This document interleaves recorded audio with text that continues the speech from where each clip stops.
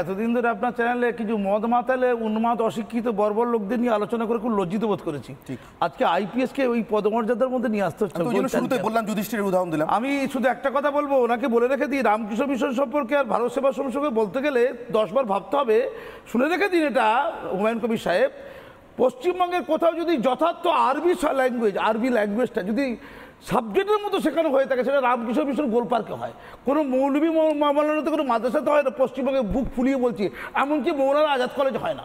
এটা শুনে রেখে দিন ভালো করে। নাম্বার 1। নাম্বার 2, আমি এই ভারত সেবা সম্পর্কে একটা মানবতাবাদী একটা সমাজসেবামূলক অর্গানাইজেশন বলে জানি, যার কর্ণধার এই কার্তিক মহারাজ সাহেব, তাকেও আমি চিনি, জানি।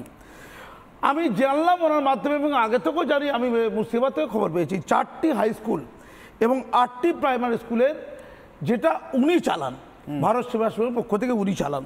সেই স্কুলে 10,000 ছাত্রছাত্রীর মধ্যে 8,000 ছাত্রছাত্রী হচ্ছে মুসলিম পরিবারের, অর্থাৎ মুসলিম পরিবারের যে অভিভাবকরা, ওই 8,000 অভিভাবক যারা ওই কার্তিক মহারাজের স্কুলে তার সন্তানদের মানুষ করার পাঠিয়েছে, তাহলে এই হুমায়ুন কবির মানে ডেবরার আইপিএস হুমায়ুন কবির তাহলে স্বীকার করছেন যে ওখানে ওই বাচ্চাদেরকে সন্ত্রাসবাদী তৈরি করার জন্য পাঠিয়েছেন। এটা ক্লিয়ার করুন।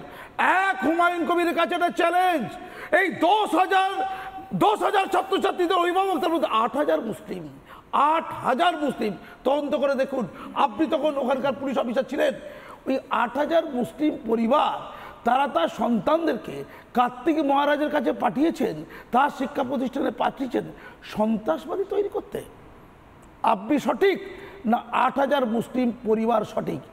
আপনি একজন আইপিএস, আমি আপনাকে চ্যালেঞ্জ করলাম, এর উত্তর দেবেন। 8,000 মুসলিম পরিবারকে অসম্মান করার অধিকার আপনাকে কে দিয়েছে? আসলে কি জানেন, ববি সিদ্দিকুল্লাহ, তার আগে তহা, হুমায়ুন ভরতপুর, হুমায়ুন ডেবরা। আমি খালি দুটো প্রশ্ন করব, এরা খবরে থাকতে চায়, আলোচনায় থাকতে চায়, টিআরপি পেতে চায়, না মৌলবাদী ধর্মান্ধ মুসলমানদের বন্ধু হয়ে উঠতে চায়? কিসের কম্পিটিশন? এ তো লজ্জায় দেখে গেলাম। আর কোথায় বাকি রইল? হুমায়ুন কবির সাহেব, আপনার বক্তব্যকে আমি সমর্থন করেছি অনেক জায়গায়। হঠাৎ আপনি কি অসুস্থ হয়ে পড়েছেন? আমরা জানি শঙ্খ ঘোষের লেখা বাবরের প্রার্থনা, সেই বাবরের ছেলে হুমায়ুন প্রার্থনায় বসেছিলেন। বাবর, পিতা বাবর, ছেলে আর সুস্থ হচ্ছে না, ছেলে অসুস্থ। অবশেষে দীর্ঘ প্রার্থনা করার পর, নতজানু হয়ে প্রার্থনা করার পর ছেলে সুস্থ হলেন, বাবা মারা গেলেন, হুমায়ুন বাবর বাঁচলেন না। আমি মাননীয়কে বলি, আপনি এই পশ্চিমবঙ্গের মাতা অথবা পিতা, আপনি আপনার সন্তানকে সুস্থ করবেন না? বাবরের প্রার্থনার মতো আপনি প্রার্থনায় বসুন। আপনার যদি তাতে যা ক্ষতি হয় হোক, সমাজ বাঁচুক, সন্তান বাঁচুক, এই অন্ধকারের ভয়ঙ্কর লীলা থেকে বাঁচান বাংলাকে। আমি মানুষবাবুর কাছে যাবো, আমি তারপর বিমল বাবু আপনার কাছে শেষে আসছি। আপনাদের অত্যন্ত গুরুত্বপূর্ণ ভূমিকা আছে, আমি শেষে আসবো, কিন্তু মানুষবাবু আপনার কাছে আসছি। মানুষবাবু, জানি না এটা নিতান্তই একেবারে ওই আমরা যাকে বলি কাকতালীয় কিনা, মুঘল সম্রাটদের মধ্যে রিটেন রেফারেন্সে একমাত্র যিনি লাইব্রেরিতে গিয়েছিলেন কোনো একদিন বা কোনো এক সময় বলে জানা যায়, তার নাম হুমায়ুন। আমাদের এই হুমায়ুন কবিরও খুব শিক্ষিত মানুষ, নাহলে এসপি আইপিএস হলেন কি করে? কিন্তু তার কাছ থেকে যে কথাটা শুনলাম, সেটা ঠিক হুমায়ুন মার্কা নয়। মানে আমি ওই সম্রাট হুমায়ুনের কথা বলছি। নির্বাচনী রাজনীতির একটা কথা আসছে, কিন্তু আমি এত সহজ করে এটাকে দেখতে রাজি নই। অধীর রঞ্জন চৌধুরী কথাটাকে আমি গুরুত্ব দিচ্ছি, চিন্ময় কৃষ্ণ প্রভুর নামটাকে মাথায় রেখে জিজ্ঞাসা করছি, যখন একজন হিন্দু সন্ন্যাসীকে সরাসরি ঢুকিয়ে দেবো এই কথাটা বলা যায়, ঢুকিয়ে দিতাম এই কথাটা বলা যায়, এবং সন্ত্রাসবাদী বলে তার গেরুয়া কাপড়ে কালি ছেটানো যায়, তারপরেও নির্বিবাদে ঘুরে বেড়ানো যায়, তখন বিপদটা ঠিক কোন ধরনের বলে আপনার মনে হয় মানুষবাবু? পশ্চিমবঙ্গে সেই দিন হয়তো খুব দূরে নয়, যেদিন কোনো মঞ্চ থেকে ঘোষণা করা হবে যে অনির্বাণ, ময়ূখ, স্বর্ণালী এরা সন্ত্রাসবাদী।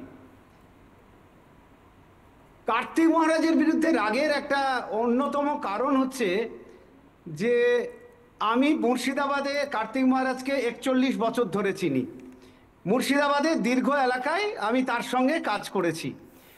মুর্শিদাবাদে সন্ত্রাসবাদ তৈরির প্রধান বাধা হচ্ছেন কার্তিক মহারাজ, কারণ মুর্শিদাবাদের শিক্ষিত মুসলমান সমাজের ছেলেমেয়েরা কার্তিক মহারাজের বিভিন্ন স্কুলে পড়ে।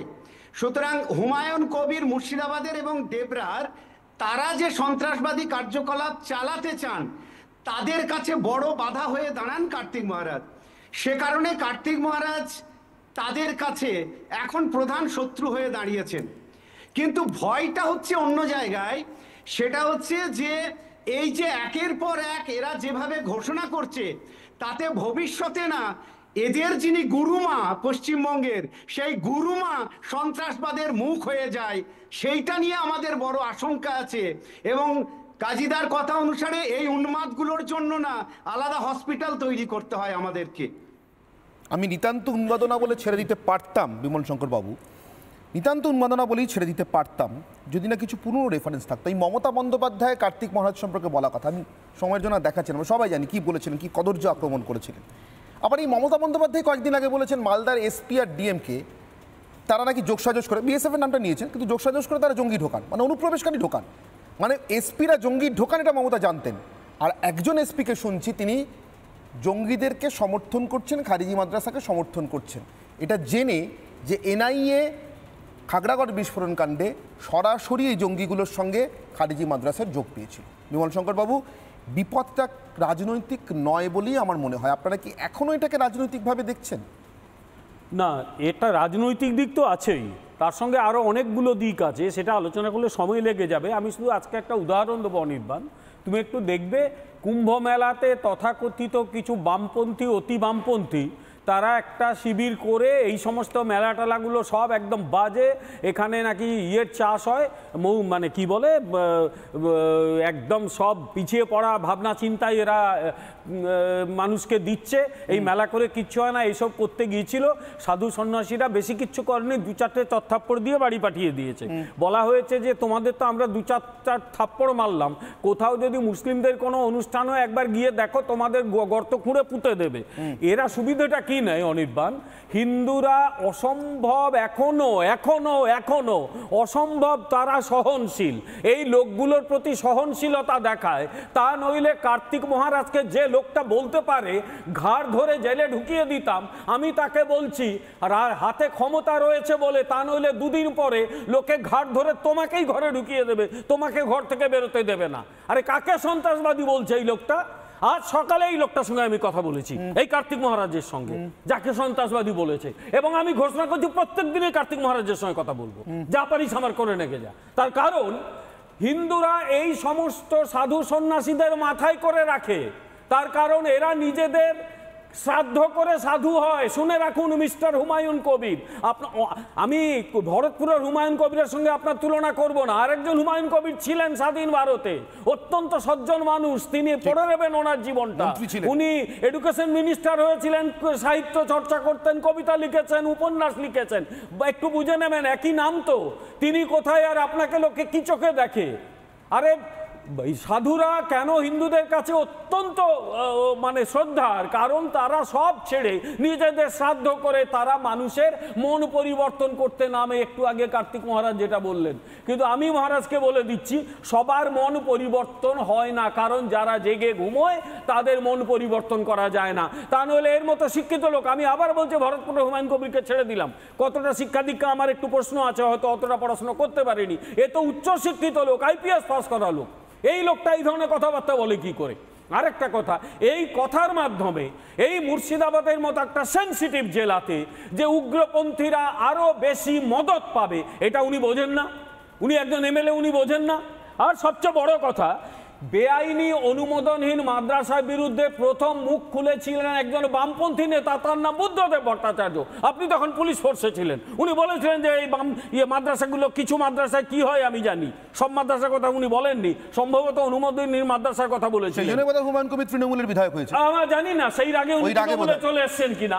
বুদ্ধদেব ভট্টাচার্যকেও নিজের থুতু গিলতে হয়েছিল, কারণ সিপিএম ওনাকে মানে যা পরবর্তীকালে একেবারে তুলোধনা করেছিল যে ওসুর নেতৃত্বে তোমার জন্য সব মুসলিম ভোট চলে যাবে ইত্যাদি ইত্যাদি। ওই আগে আপনি গেছেন কিনা জানি না, কিন্তু একটা কথা শুধু বলি, আমাদের এই পশ্চিমবাংলা এমন একটা জায়গা যেখানে এবারে বইমেলায় বিশ্ব হিন্দু পরিষদকে স্টল দেওয়া হবে না বলা হয়েছে, তারা কিন্তু হাইকোর্টে গেছে, এবং আমি জানি পরের দিন গুছিয়ে থাপ্পড় খাবে কোর্টের হাতে, আবার থাপ্পড় খাবে। এই দলটা একটা থাপ্পড়ে হয় না, 2টো থাপ্পড় মারতে হয়, 3টে থাপ্পড় মারতে হয়, তাও এদের চেতনা হয় না।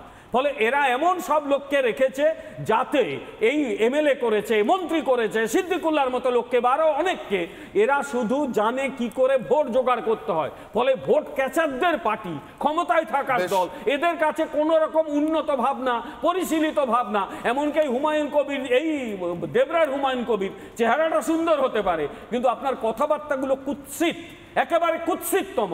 আপনার কথা শুনে একজন সাধুকে ঘাড় ধরে কথা শোনা, আপনি বলেছেন, একটাই কথা বলতে পারি, ছি। আপনাকে ছি জানানো উচিত। আপনার মতো লোককে সবাই বলুক ছি। আমি পুলিশের কথা দিয়ে শেষ করেছিলাম, আমার শেষ অগ্নিবাণ ছিল পুলিশ সম্পর্কিত, যে পুলিশেও কেউ নিঃশব্দ অনুপ্রবেশ করে ফেলেছে। প্রাক্তন এসপি এমএলএ হয়ে এই ভাষায় কথা বলছেন। এখনো কি এমন অনেক এসপি সার্ভিসে রয়ে গিয়েছেন আমি জানি না। অনির্বাণ, আমাদের একটা লাইন বলবো, আমাদের অভিজ্ঞতা ভালো না। 1944, 45, 46-এ সুরাবর্দি কলকাতা পুলিশের চরিত্র বদলে দিয়েছিল। এখন যেটা পশ্চিম পাকিস্তান থেকে কিছু রিটায়ার্ড পাঞ্জাবিকে ঢুকিয়েছিল। আমাদের অভিজ্ঞতা ভালো নয়, কিন্তু সেই কারণেই প্রশ্নটা তুললাম। নানা ধরনের কন্টেন্ট দেখার জন্য লাইক করুন, শেয়ার করুন আমাদের ফেসবুক পেজ, সাবস্ক্রাইব করুন আমাদের ইউটিউব চ্যানেল। পাশাপাশি অন্যান্য ব্রেকিং নিউজের জন্য অবশ্যই চোখ রাখুন রিপাবলিক বাংলায়।